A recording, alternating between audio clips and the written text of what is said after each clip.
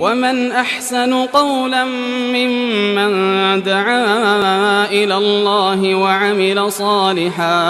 وعمل صالحا وقال إنني من المسلمين. المكتب التعاوني للدعوة والإرشاد وتوعية الجاليات بأبها. أعوذ بالله من الشيطان الرجيم. بسم الله الرحمن الرحيم.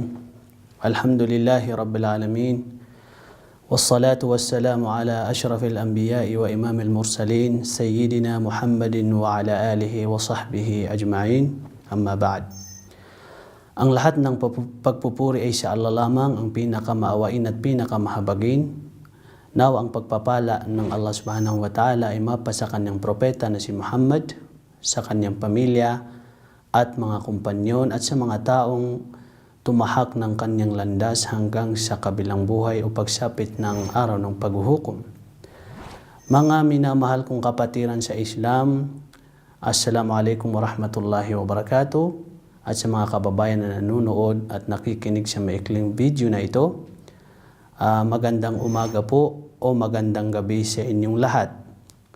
Halina at samahan niyo ako sa maikling talakayan na ito o paksa na pinamagatang Ano ang Islam. Ito po ay para sa inyo na mga kababayan namin na may nagtataglay ng bukas na puso at isipan na matuklasan kung ano nga ba ang ibig sabihin ng Islam. Para po sa inyong kaalaman, ang Islam ay isang relihiyon na nagmula sa nag-iisa at tunay na Diyos na si Allah. Walang ibang relihiyon maliban dito. Sinabi ng Allah subhanahu wa ta'ala, Inna ad-din indallahi al-Islam. Sa Ali Imran, versikulo 19, sinabi niya, tunay na ang bukod tanging relihiyon na nasa Allah ay Islam lamang. Sa madaling sabi, walang ibang relihiyon na kinikilala ang Allah subhanahu wa ta'ala maliban lamang sa Islam. Ano nga ba ang Islam? Para sa inyong kaalaman mga kababayan, ang Islam ang siyang ganap na pagpapasakop, pagsuko, pagtalima sa kalooban ng nag-iisa at tunay na Diyos na si Allah at pagsunod sa kanyang mga kautusan. Yan ang ibig sabihin ng Islam. Sa ganyang pagsasaalang-alang, ang Islam pala ay hindi lamang para sa mga partikular na nilikha ng Allah, partikular na tao tulad ng mga Arabo, bagkus ang Islam ay para sa tao. Yan ang Islam. Pangalawa, ang Islam ang siyang bukod-tanging relihiyon na kinalulugdan ng Allah subhanahu wa ta'ala. Wala nang iba pa bukod rito. Sinabi ng Allah subhanahu wa ta'ala sa surah Al-Ma'idah, versikulo 3, Al-yawma akmaltu lakum dinakum wa atmamtu alaykum ni'mati wa raditu lakum al-Islam dina.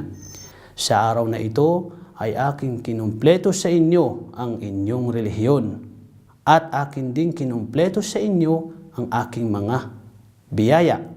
وَرَضِيتُ لَكُمُ الْإِسْلَامَ دِينًا at aking kinalugdan sa inyo bilang inyong relihiyon ang Islam.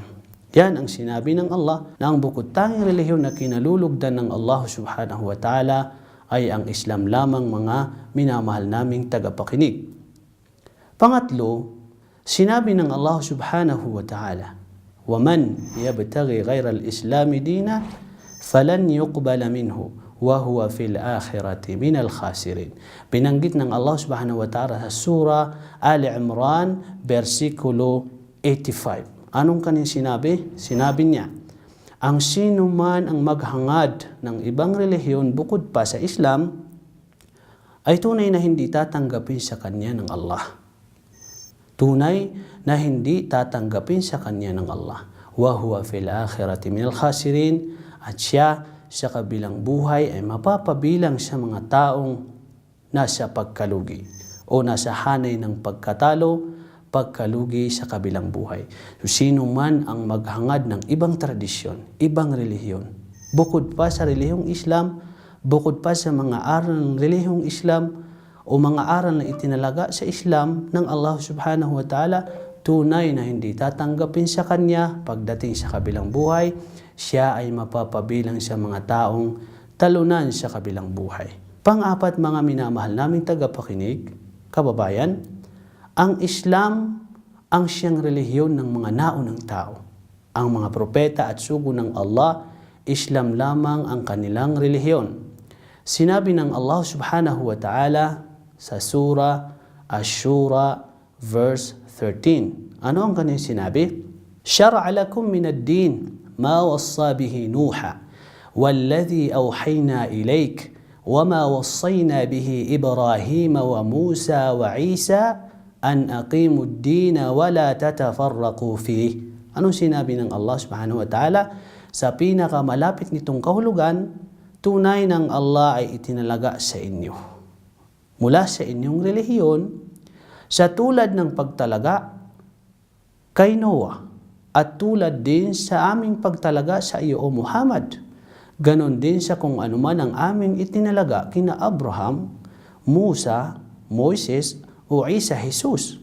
An aqimud dina wala tatafarraqu fi. Ang inyong itayo ang relihiyong Islam at huwag kayong maghiwa-hiwalay o magkawatak-watak. Yan ang sinabi ng Allah. Sa ganyang pagsasalang-alang, sinabi ng Allah subhanahu wa ta'ala, ang lahat ng propeta at sugo ng Allah, ayon sa mga nabanggit, ang kanilang bukod-tanging relihiyon ay Islam, ganap na pagpapasakop, pagtalima sa nag-iisa at tunay na Diyos na si Allah, at pagsunod sa kanyang mga kautusan. Mga minamahal namin tagapakinig, mapupunan ng Islam ay hindi hinango sa pangalan ng tao, pangalan ng tribo, lugar o alinman. Ito ay hinango sa pangalang salam, nang ibig sabihin ay kapayapaan. Doon hinugot o hinango ang pangalang Islam sa salitang Arabic na salam na ang kanyang ibig sabihin ay kapayapaan. Sa pamamagitan ng pagpapasakop, pagpapakupkop, pagtalima sa nag-iisa at tunay na Diyos na si Allah, makakamtan ng isang Muslim na tumatalima sa kanya ang kapayapaan sa kanyang puso sa pagitan ng kanyang Panginoong Allah at ang kanyang sarili. Yan ang ibig sabihin ng Islam. So lahat ng ating mga nabanggit, nagpapatunay na ang Islam ay hindi makabagong relihiyon na naiparating lamang ng isang nilikha ng Allah. Hindi po yan nangangahulugan na ang Islam ay ipinarating ni Muhammad, sapagkat kung si Muhammad ang siya ang nagparating sa Islam, di sana sinabi Muhammadanismo. Pero hindi.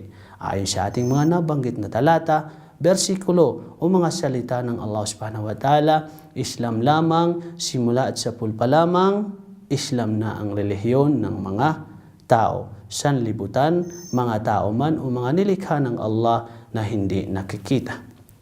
Hanggang dito na lamang po.